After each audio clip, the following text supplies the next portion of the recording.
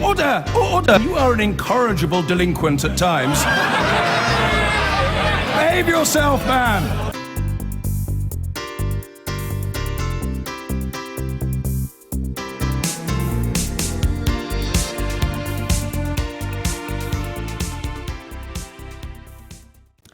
This Friday, Donald Trump will be inaugurated as the 45th President of the United States.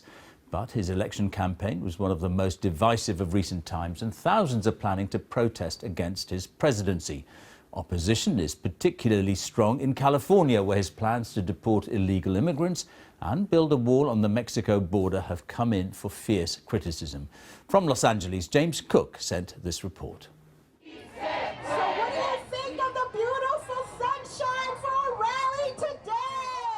In California, the resistance is heating up. As Donald Trump takes office, fear among the state's 10 million immigrants is turning to defiance. From the streets all the way up to the governor, there is fighting talk. What will we say to Donald Trump? No! Isabel Medina has lived in the US illegally for 20 years. For her and millions like her, Mr. Trump's election could mean deportation to Mexico.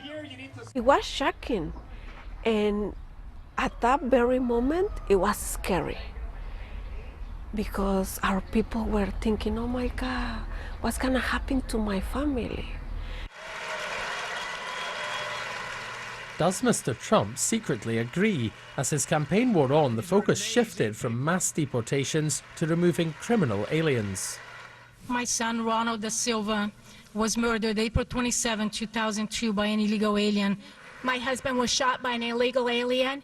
Murdered by an illegal. He was murdered by an illegal in 2010. Prioritizing the deportation of criminals was also Barack Obama's policy.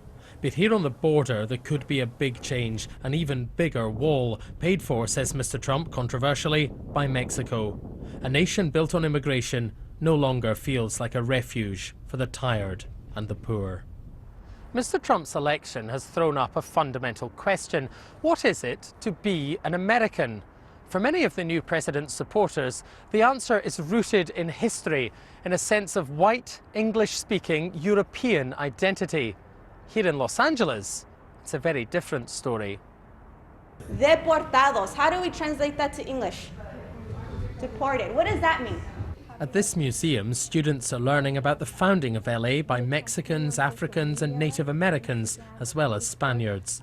It helps explain why California rejects Mr. Trump so fiercely. It's almost a situation back to the 1860s with the southern states versus the northern states over the issue of slavery. You know, we're not at that point yet, but California, it looks like, will be leading the charge against whatever kind of actions the Trump administration may take. Many state agencies here already refuse to help with federal deportations. A sour relationship may yet collapse completely as both sides prepare for a battle of the border. James Cook, BBC News, Los Angeles. It promises to be a presidential inauguration like no other when Donald Trump takes the oath of office on Friday. Already it's threatening to be a day of division rather than the more traditional celebration of national unity. A boycott by many leading Democrats is gathering pace, with 54 members of Congress vowing to stay away. Our Washington correspondent Robert Moore has the latest on the Trump inauguration. Briefly last night, Donald Trump was in Washington ahead of the inauguration to make comments to foreign ambassadors, showing goodwill, but also praising his own cabinet selections. We have great respect for your countries. We have great respect for our world. And we have put together a team, I think the likes of which has never been assembled before. Shut it down! Shut it down! But there are sights and sounds he will become familiar with as he travels around Washington in the next few days. Hell no! Protests are certain to build ahead of the swearing-in ceremony. No Trump! And a huge march against his presidency is planned for Saturday. On breakfast television this morning, Trump again denied that the Russians are holding any compromising material that could be used to blackmail him. It's made up, never existed, never happened. And the reason I say that so strongly, because Nothing's ever going to show up. There's never going to be a tape that shows up. There's never going to be anything that shows up. But on Capitol Hill today, a sense of the epic political battles ahead. Trump's choice is America's top environmental advisor, refusing to be drawn on the cause of climate change. I'm asking you a personal opinion. My personal opinion is immaterial. Really? To the job of You are going to be the head of the agency to protect the environment, and your personal feelings about whether climate change is caused by human activity and carbon emissions is immaterial? Trump has just released this photo, showing him writing the address for the inauguration. But while preparations for the event are well underway, 50 members of Congress are boycotting the ceremony. I will work with them where we can, but I just didn't want to go celebrate or legitimize or normalize his presidency. Donald Trump is now just 2 days away from assuming power, promising major changes to how America does business at home and around the world. We understand that his inaugural address will be short, at about 20 minutes. We're told that it'll be deeply personal and that the main theme, wait for it, will be national unity. Now, that may be a pretty hard sell given that Donald Trump is such a deeply polarizing and divisive figure. And in fact, his latest approval rating is down to about 40%. That is the lowest ever recorded for an incoming president. Robert, thanks very much for that. Well, one of the biggest issues facing the new president is likely to be one that caused Barack Obama most grief. The outgoing president shed public tears in the wake of massacres like Sandy Hook. Now, though, the hopes and fears on either side of the gun control debate are sharply divided as to what difference President Trump might make. Martin Geisler reports. In a suburb of Denver, Colorado, paying customers are being taught a new skill. At the Active Shooter Response Center, civilians get military-style training in how to eliminate an armed threat. It is intense. But with gun crime so prevalent, there's a massive market for this. It's a reality. You know, if I've got something that I care about, my children, my family, I want to be able to protect that. If there's a legitimate threat, then I need to know how to do that. Guns are big business in Colorado. In this range alone, 1 million bullets are fired each month. The owner, Dick Abramson, sells firearms too. Lots of them. They look ferocious. Well, they're really fun to shoot. The gun debate has divided America, but Dick and his customers believe they will now have a president who understands and supports their passion and their right to carry arms. It bodes very well for the future because we believe that it's going to be a pro-gun administration. Look at all these students. This is just. But this place has seen horrors inflicted with firearms as well. Columbine High School is just 15 miles from Dick's gun store. In 1999, 2 pupils murdered 12 fellow students and a teacher here in a massacre that shocked America. It changed everything. I measure my life as before Columbine and after Columbine. Tom Mauser's son Daniel was killed at Columbine. Since that day, he's devoted his life to a campaign for tighter gun laws. He's made some progress, but it's been hard. And now he fears President Trump will undo everything that's been achieved. I think we're going to see a push for eliminating what they call the gun-free zones so that they allow for guns in schools, in public buildings, on military bases. You know, their whole thing is if we had more guns around, we'd be safer. And you think Trump's going to buy into that? I think Mr. Trump is going to be forced to buy into that. This is what he means. On November 8th, you, the 5 million men and women of the National Rifle Association of America. The NRA, one of the most powerful lobby groups in this country, donated $30 million to the Trump campaign. Now, emboldened, they're demanding he ensures gun laws are changed. This is our historic moment to go on offense and defeat the forces that have aligned against our freedom once and for all. Back at the firing range, a group of Girl Scouts have come in for a lesson. Now make the rainbow. Yeah. Aged just 11, they're being taught how to use a handgun safely. Not irresponsible, say their instructors, quite the opposite. But with more than 15,000 gun deaths in America last year alone, President Trump must decide how he's going to handle an epidemic that's causing misery nationwide. Martin Geisler, ITV News, Denver, Colorado. One other bit of news from the United States, and former President George Bush Sr. is in intensive care in hospital tonight. Mr. Bush is said to be in a stable condition after suffering acute breathing problems brought on by pneumonia. Doctors had to intervene to clear his airway. Mr. Bush led the coalition in the first Gulf War against Saddam Hussein in 1991. Now, 2016 has just been officially declared the warmest year on record, and environmentalists around the world are in collective dismay about Donald Trump and the return of climate denial to American politics. But how much impact is the Trump administration likely to have on US carbon emissions? Our science editor Tom Clark has travels from Colorado to California to find out what might change. And he's been talking to California's outspoken governor, Jerry Brown. We're going to cancel the Paris Climate Agreement. Coal digging, climate denying regulation slashing, he's an environmentalist's worst nightmare. We have 3 times more coal than Russia. And judging by green reaction to Donald Trump's election, you'd be forgiven for thinking the planet may not survive 4 years of his administration. It's the end of the world as we know it. It's the end of the world as we know it. It's the... But how bad could things really get under President Trump? I feel fine. Stop climate deniers. Pretty bad if the concerned residents of Denver are anything to go by. Having a climate change denier in a leading position is like having somebody who doesn't believe in gravity. The whole world is changing except for us. It's terrible. Colorado could be anywhere in America. Every state in the union held one of these protests last week. Greens are outraged at Mr. Trump's cabinet picks of active climate change deniers. Please don't put Exxon in charge of the State Department. Exxon boss Rex Tillerson for Secretary of State, anti-regulation Scott Pruitt as head of environment regulator, the EPA. So what can possibly stop climate denial?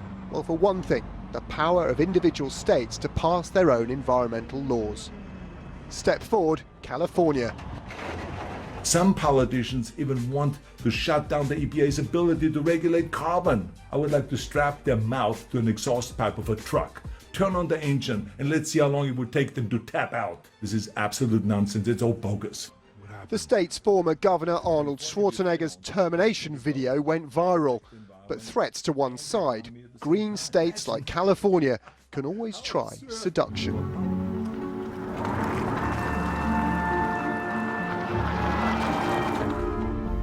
Silicon Valley car maker Tesla now produces some of the hottest selling vehicles in the world. All American, all electric, no emissions. The Model S P100D is Tesla's most powerful luxury saloon, and it shows you can have petrol-head levels of performance without harming your environmental credentials. It's the very embodiment of low-carbon capitalism, something the state of California is very proud of. This model can go from 0 to 60 in 2.4 seconds, in near silence.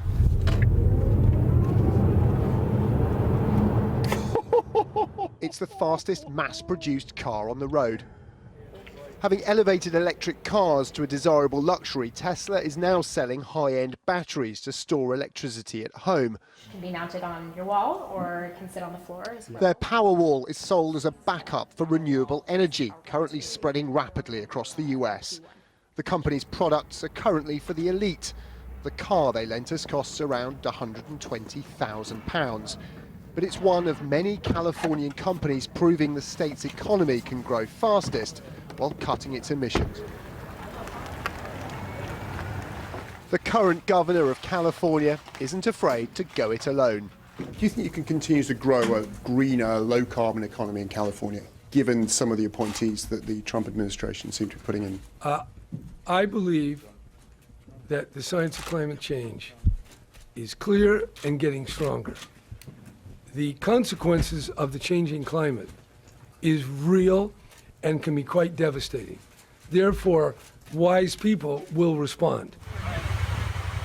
California's wealthy farmers, high-tech companies and major cities want protection from things like extreme weather. After several years of intense drought, this part of California is experiencing its worst winter flooding in decades. Much of the motivation for action on climate change in California isn't for ideological reasons, it's for perfectly practical ones.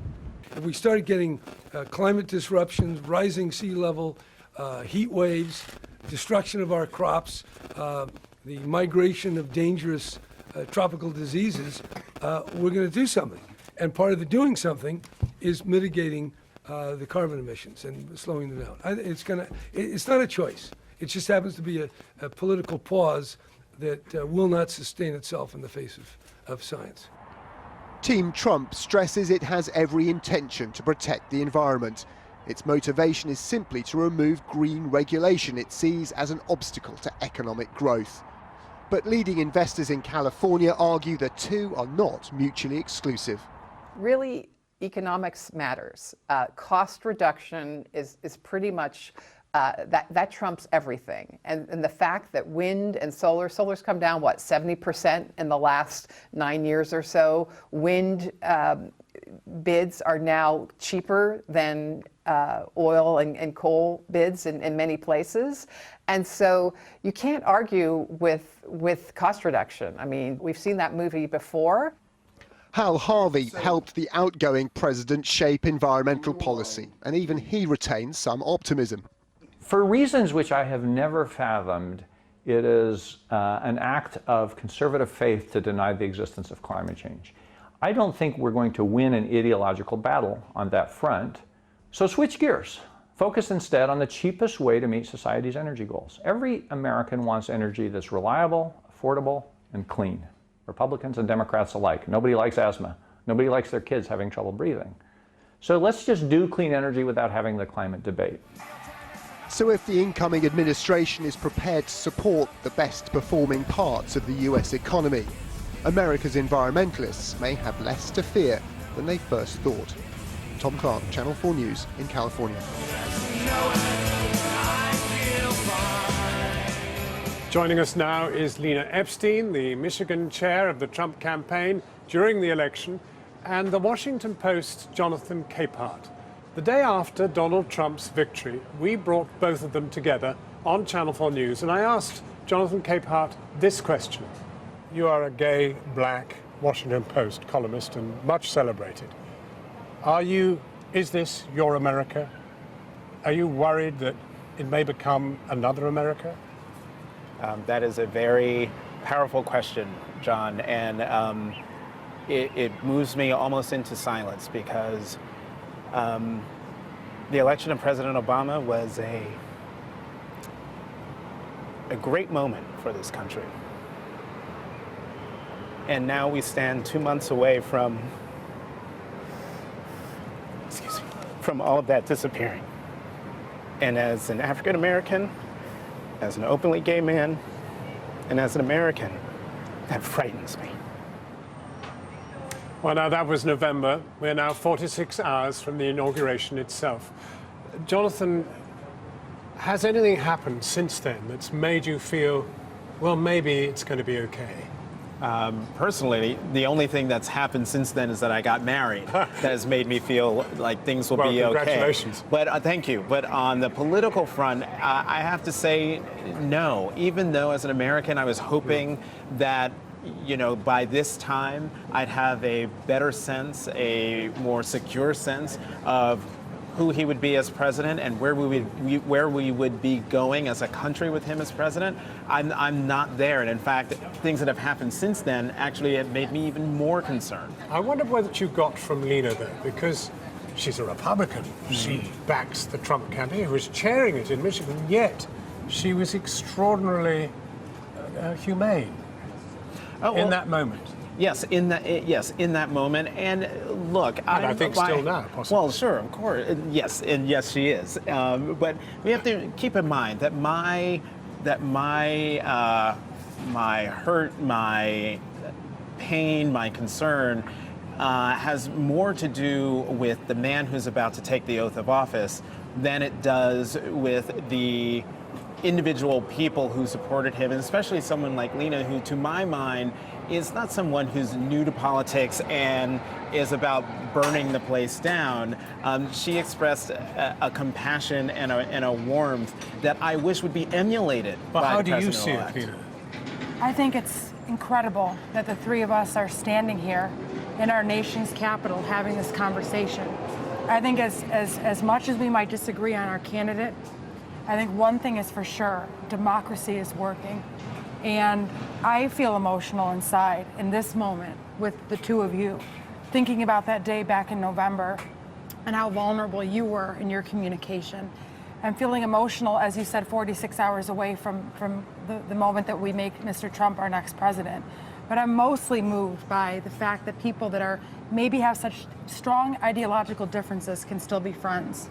And in the end, all I want, and all that every American wants, I believe at the core, is to have freedom and independence and a peaceful life. And that's what we're all striving for. If the rights of Jonathan's community and fraternity and sorority are threatened during the Trump period, will you be prepared to join him in defending them, even if you want to protect all the other things you may like Mr. Trump for? When I decided that I supported Mr. Trump, I've had and have the very firm understanding that he will protect all people, all ages, all races, all persuasions, every walk of life. That is my belief. But what have you seen?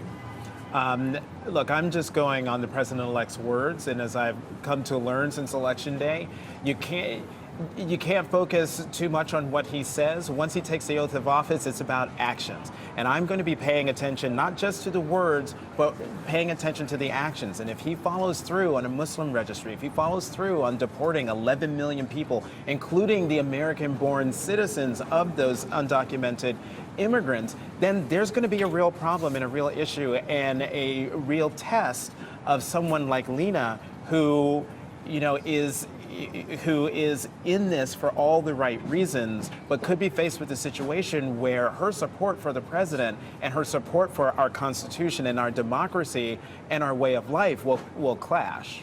And to you, I would say, and to that comment, let us see what happens. Let's watch the first 100 days. Let's have the conversation at that juncture. If these critical topics continue to be of great concern, we're going to face them together. We're going to face them, and I feel so strongly that a sense of unity across lines is what is going to make this work. There is compassion within the Republican Party. This was Lincoln's party, the party that opposed slavery. There is a compassionate peace inside the Republican Party, and I'm determined to work across the lines with friends like you and all folks to protect American freedoms. Now, see, if the Republican Party had more Lenas in it than the folks who started coming into this town in 2010, we'd be in a much better place. The party of Lincoln hasn't really done much for African Americans since 1964. There's only so long you can hang your very considerable hat on freeing the slaves on the Republican president. But where is the Republican Party, and where is soon-to-be President Trump? Where will they be when there's a next Ferguson or a next Cleveland or a next Charlotte? When we see the African American community, for example, and law enforcement at loggerheads, where will the administration be then? And you say you will reach across and be with him. And not only that, but I want us to face this essentially day by day at the very beginning. I'm going to have to stop you there, Lena, and thank you very much, Jonathan. Thank you both for coming again. It's been quite a moving experience. Thank you. This writer found literary fame by chronicling the bright lights in the 1980s big city. Now, more than 30 years later, the novelist J. McInerney is still in Manhattan, where his life is less cocaine, more intellectual elite. He's not looking forward to the prospect of President Trump. Criticizing his role in New York's high society, the president-to-be has declared bankruptcy 6 times, but has denied failing to give to charity. Saying last year, "I've given millions away." J. McInerney has described Trump as a cartoon of a New York tycoon. He and his heiress wife live in a plush Manhattan neighborhood in the lee of what once were the Twin Towers, now replaced by the one gleaming entity. And I watched the towers come down from there. He writes of the high society in which he himself most comfortably mixes. I asked him, has his New York adjusted to the idea of Trump in the White House? Well, society, I think, is divided at best, and but closer to unanimous in its feeling that Trump isn't a representative New Yorker. He certainly doesn't represent the best of us. It's interesting because someone in his income bracket, whatever that may be, it's obviously very high. I feel should be better known in society. He should be. It is one of the great traditions of wealthy families in New York to support charities and to become involved in charitable organizations, something that I don't think anyone has ever accused Donald Trump of being. There are certainly occasions when he appears in public, and many of them promotional for one or another of his ventures. But yeah, I wouldn't say that he's really part of the social fabric here. He seems more like a sort of a visiting bumpkin celebrity most of the time. People think that it'll be a fairly splashy first few days. How do you view the days, weeks, months to come?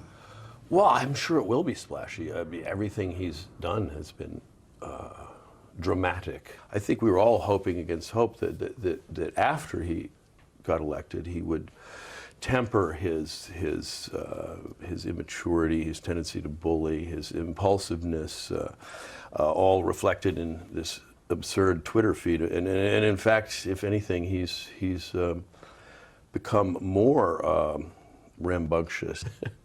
I mean, isn't there just a possibility he might work out? As an American, I hope so. I would love to.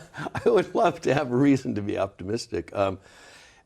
It's just that his temperament and his past behavior don't give me a lot of hope for his statements about Europe, for instance, are scary. Quite aside from he doesn't seem... just yesterday he basically declared NATO irrelevant. Well, he doesn't seem to have any sense of history, does he? I mean, after all, No, NATO has brought us in Europe, security and peace, indeed has the European Union. That's just it. He doesn't. I think he's a very, very ignorant man. He doesn't have a sense of history. He doesn't read. A friend of mine who wrote a biography of him a number of years ago was in Trump Tower interviewing him and assured me that all of the books in his bookshelves were just false spines. That there was nothing. There were no books there. There were just spines. And in fact, and that all of the paintings in his apartment are reproductions.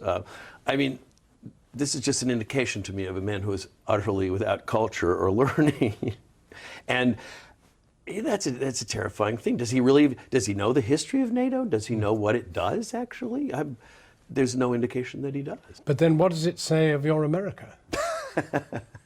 Well, I would like to point out that he lost the majority vote. So apparently there is still a majority of us who have not completely lost our minds. But one of the things his election says about America is that it's a deeply, deeply divided country, and that a lot of the country feels really ill-served by their government, and they feel left behind by the economy, and they're angry about it.